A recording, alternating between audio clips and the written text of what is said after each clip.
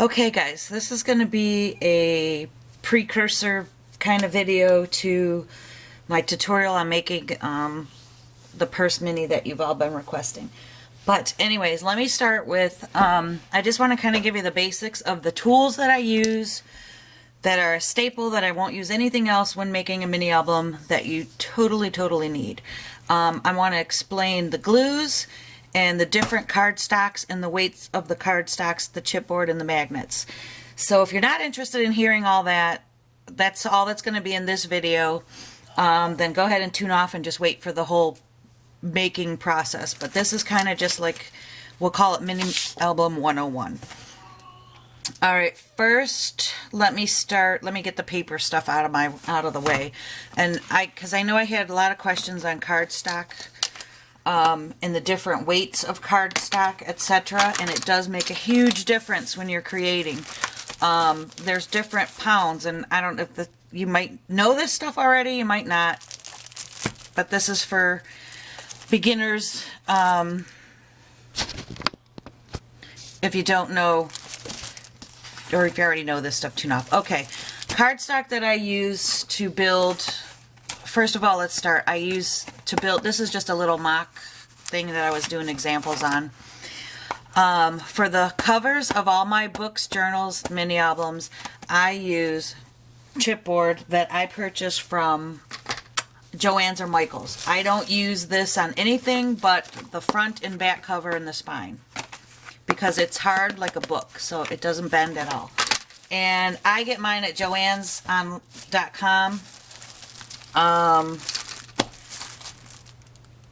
Yeah, I'm positive I got this at Joann's. But anyways, it's 110 pounds.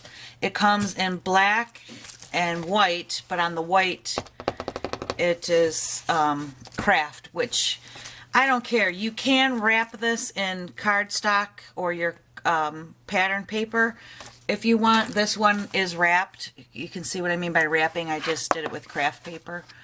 But sometimes I do wrap them, sometimes I don't. Majority of the time I do wrap them. But anyway, so you can see it is very sturdy. It's like a book, and once you wrap it, it gets even more sturdy. So this is how it comes. That's not the label that goes in there. That's why I'm confused. That's to my paper. But anyway, so it comes like this. You get it from joanns.com. I only buy it when they offer like free shipping or on sale. They put it on sale a lot. And then here's the black. You can see how it's really good. Okay, so with that being said, that's what I use for just the front and back covers, nothing else. If I want to use, like, to cut out a die, like for instance, this little frame, the frames that I make, then I use just like cereal box chipboard, but I have a supply of chipboard that somebody gave me that they get from work. So I use that because it's thin and pliable. It's not as thick as that. All right, so second of all, if you're going to wrap your covers with cardstock, you don't want to use a heavy cardstock like this 110 pound. This 110 pound, it's much thicker. It's not going to bend. It's not going to fold because it's kind of like a poster board almost. You want to stick with the Recollections or the brands that you get at Michael's, which this is what I use. I use the Recollections, and if you read on here, that's where you see your 65 pound. That tells you the weight of your cardstock. I get this heavier one at Michael's as well. It's on the top shelf. It's more expensive, usually $12.99 for this big package. And you can see 110 pound extra thick. So this is good for cutting out dies that are real intricate. You want some texture to them. It's also what I use for the, I make my pages separate on my mini album, which I'll show you later, but I use it for cutting the base of my page, and that's what I put on there to create the rest of my flaps and folds and everything. Sometimes if I'm gonna be using a very thin paper, like Paper Studio papers from Hobby Lobby, then I'll tend to use for my flip outs the heavier cardstock. I don't always like to, because usually the card, you know, if you're using like Graphic 45 and Kaiser Craft and stuff, that paper is thicker. But if you're using a real thin paper, then I go with the thicker ones for my flaps. But you got to remember, when you're creating a mini album and you're doing these flaps, it might seem flimsy, but once you keep adding, you know, sometimes you trim it out with cardstock, sometimes you, when you add your pattern paper, your magnets, all your belt, it gets thicker, and your photos. So this thin stuff is just great for your flaps and everything. Okay, so that's the 110 pound. Card making, I always use either 80 or 110 pound for my card bases, because you don't want, you know, a flimsy card. For instance, this is the regular Recollections that you buy is 65 pounds, and you can see the difference. It's very flimsy. You don't want a card, you're not going to give someone a card made out of this. This is good for using on top of your card, like the matting around your papers and stuff. Then I use the thin stuff. But for the base of my cards, I always use either 80 would be the lowest, or preferably this 110 pound cardstock. 80 is pretty much my favorite, but you can go with this 110. This is really thick, but I keep this on hand. And yeah, never make your plain card out of this. It's too flimsy and weak. So that explains the weight of the paper. Stampin' Up! Cardstock is 80 pounds. So I do make my cards with a lot of Stampin' Up! Cardstock. It's my favorite, and it's, if you read on here, somewhere on here it tells you the pound, the weight of the cardstock. Yeah, 80 pound cardstock. It says it right there. So this, I would, you know, 80 pounds is great for making cards, and for your, it's good for your pages and your flip outs and stuff too, because it's not that heavy. But anyway, so that's the cardstock and the weights and everything. But definitely when you're wrapping, I won't even wrap a cover with 80 pound cardstock. It's just too thick. It doesn't fold nice. So yeah, I recommend 65 pound for wrapping your covers. You'll be able to fold it, crease it. It's still sturdy enough to do what you want with it. Alright, so that's the cardstock story. Now we're going to move on to adhesives. I only use these adhesives. This one is very new to me. I got it from Barb's store. She's CaliCraftSupplies.com, but I will let you know, the manufacturer of this has quit shipping it for the winter. They won't send any suppliers with it until spring because of the freezing in the winter. They won't mail it out. So if she has some more left, but I don't know how long it's going to last. Luckily I stocked up, so you might want to find somebody to buy this from before, otherwise you're going to wait till spring. So anyways, I love this Yes paste, and what I use this for, but now this kind of took its place sometimes, is when I'm like cutting out, like say if I fussy cut an image and I want to adhere it to something or a tag, this is very thick like Vaseline, but you're not going to get any bubbles, any creases. It's going to go on smooth, but it's not like a gel medium where you're going to get, you know, the glossy overage on your front of your image or something. So I do use this for sometimes gluing little things on, and I put it on with a paintbrush. But since I found this is my go-to glue now. Let me show you. With this fine tip applicator, this stuff is very permanent, dries very quickly, and it works wonderful. I can glue gems on things. I can glue intricate, like when you have your intricate dies, and you can use this fine tip applicator and just get right around where you want it and glue it onto your minis. So this is for fine detailed work. And then score tape is number one, and fabric tack. Fabric tack is expensive, but I highly recommend it if you're going to make a mini album, especially if you're going to be selling them or wanting to keep them for yourself for many, many years. It is very permanent, very strong. What else can I say about it? It doesn't bubble your paper. You know, like if you use a regular wet glue, for instance, quick dry tacky glue, this is good for, you know, doing small cards and stuff and gluing that stuff on, and it's a heck of a lot cheaper.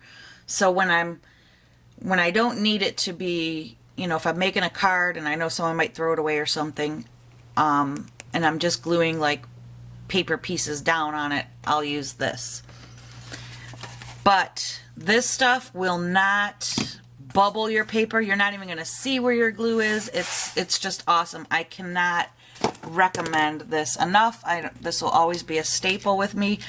I keep a small bottle of it, and I always replace it with the big bottle, and I pour into my small bottle all the time.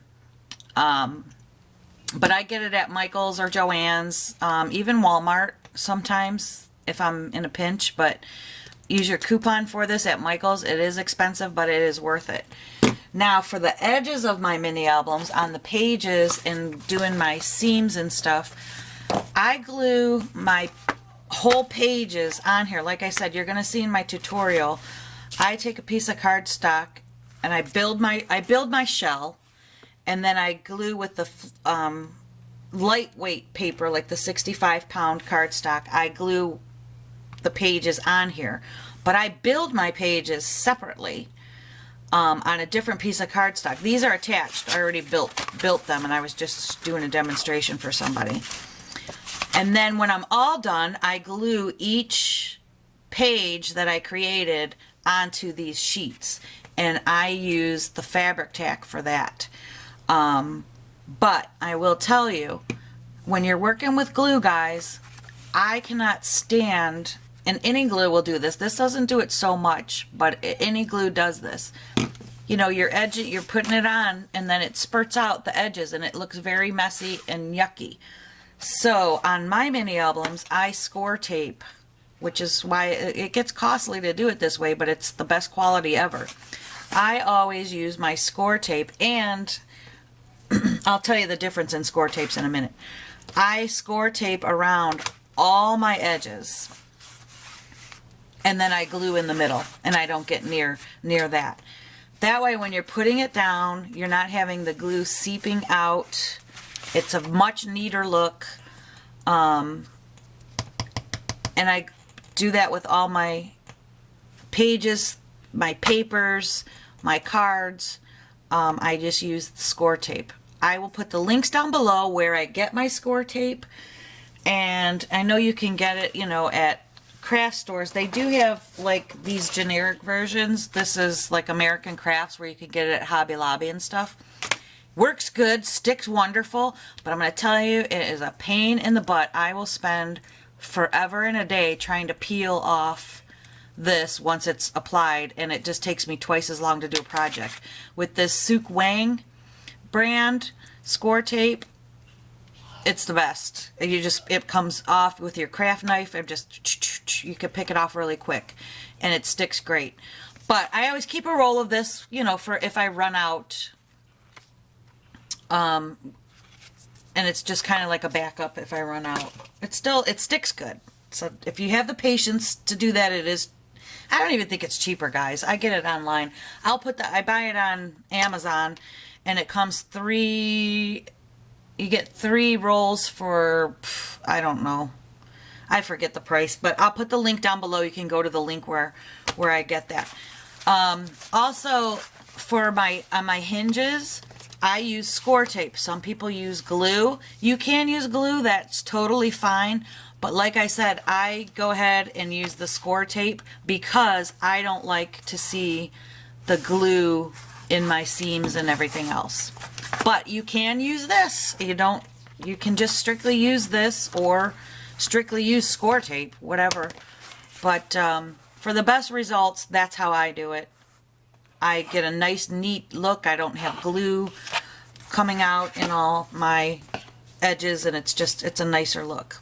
And I know for sure that when I score tape the edges of my paper, I'm not going to have anywhere, oh, there's a little bit of glue didn't get there and it's going to pucker up. I know it's double secured, double neat, and that's why I do it that way.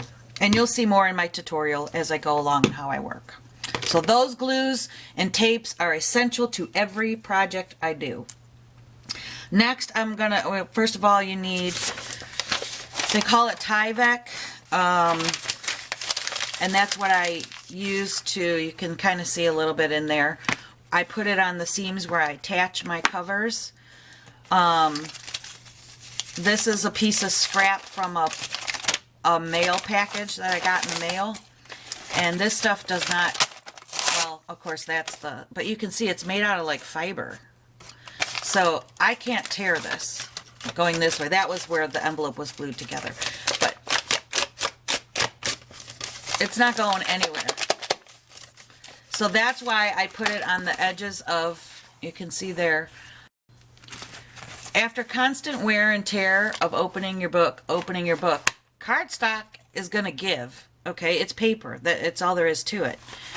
But with that underneath, these aren't going anywhere. They're going to stay forever. Your cardstock might get, you know, worn out and broken down that you put over it, but that's why we trim it up with laces and trims and etc., etc. So you're not going to see it if it breaks down, and it's never, look at that. I'm twisting this thing. So see, that's why we use this. You can order it online. You can look, I don't know if Walmart sells it, but they might. I know you might even be able to get a roll of it at your stores, like Home Depot and stuff like that. I'm not sure. Don't quote me on that. But I know if you like do a Google search on where to get it, they do sell it, that you can buy like a whole roll of it. I usually just recycle. I only use like a couple strips of it, so I recycle packages that I get in the mail and cut that up when I can. If I get these, a lot of stuff doesn't come like that. But anyway, so that's a staple, a must-have when you're doing your minis, if you want it to last forever. Okay, now last but not least, magnets. I get my magnets on Amazon. I will put the link to that down below as well. And they come, I think I've already used like one whole roll. They come all packaged up like this. They're very thin, and they're so strong. Look at this. They're super strong. Watch. Yeah, they're holding my Tim Holtz scissors up. So they're very strong. They're going to, yeah, they're going to be able to still stick to through many layers of your cardstock and all that when you're doing your flaps. I can't say enough about them. You can get the magnets at Michael's, but first of all, they're way expensive. Second of all, they're a heck of a lot thicker. Can you see? Look how thick that is versus one of these. You don't want it real thick. You want it, in fact, I could even use it thinner than what this is. But look at the difference. I don't know if you can tell. It's much thinner. It's like half the size. Whoop, it's stuck on there. And much cheaper when you order them in bulk like this. And they will break if you mishandle them. They're not fragile, but I do get one or two that will crack because they're like ceramic, kind of, if that's word. But okay, so now I just want to give you a quick show on how I attach my magnets. And like I said, the links will be down below. When you're in a pinch and you really need a magnet and you can't wait, you can get them at Michael's. But do not ever buy the ones that you peel the back off and they're black. Yeah, that's not going to stick to anything, I promise you. And then of course I do use a scoreboard because you're going to do a lot of scoring. I recommend, you can use your paper trimmer, But I highly recommend getting a scoreboard. I have two. I have a big one, and then I keep this one on my desk for just my little pockets and stuff. These are the Martha Stewart scoreboard. Because the way you do your flaps to attach everything, you can see that's like where I score. You do a lot of scoring when you're putting together a mini. Alright, so I'm going to show you, if you're always wondering how to put on your magnets, I'm going to show you a very fast and easy way to do magnets, and then I'll get on with, end this video and get on with making the tutorial. We're going to do the shell. Alright, so I have Scotch tape, which is a must when I'm doing my magnets. I always glue my magnets on with the Fabri-Tac, and so I'm going to show you right here. This is a so-called page in a mini, and this would be a flap, and I want to put the magnet on here. So I'm going to show you how I do it. That's the fastest and easiest way, because people are like, oh my gosh, how do you line them up and everything? This is how I do it. I have two magnets. Whoop. And they stuck. See how strong they are? They just fly out of your hand. So I'm going to set one down, and I always glue my first one on, and I know that I'm going to, and you have to put them on before you put your paper, your decorative paper. So I know I'm going to want it in the center here so it goes down. So I take this,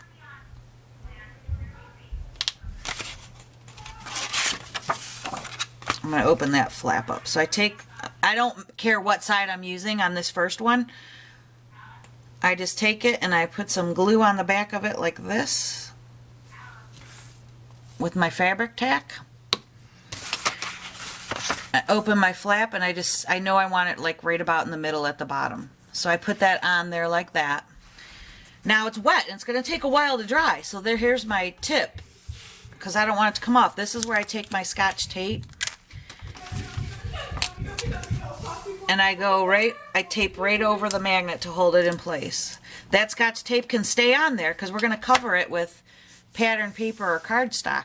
But now I can still work in my mini album and glue my other magnets on without that coming off and getting all in the way and everything. So that's all I do to that. And the glue's going to dry, and that's how I do it. But now you're like, okay, how do I put the other magnet on and know where to get it? Well, you know you're going to want it on your back page. So normally when I have my pages out, I'm working on them separately. I know to flip it over, because pretend this is the back that's going to get glued on my sheets.